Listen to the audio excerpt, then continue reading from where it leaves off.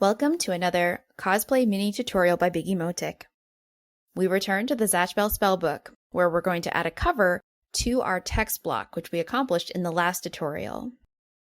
For my cover, I got hardback book cover cardboard, which was very stiff, and then used EVA craft foam to create designs.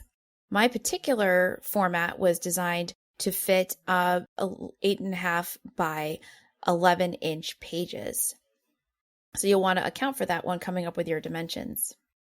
For the cover itself, I used a stretch pleather that I got on Etsy, and then I glued it on using masking tape to help hold those pieces in place as the glue was setting. This was a fairly long process and required me to finger press the glue down as it was drying to make sure that that pattern stayed raised. Then came the part of sticking the text block into the page or into the cover itself, which is done by taking the binding cloth from your text block and gluing it directly onto the pieces of cardboard inside your cover.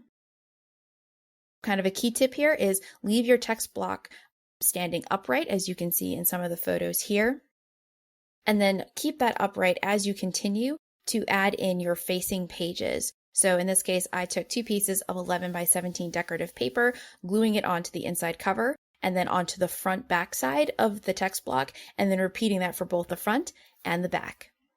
And that's how I added the cover.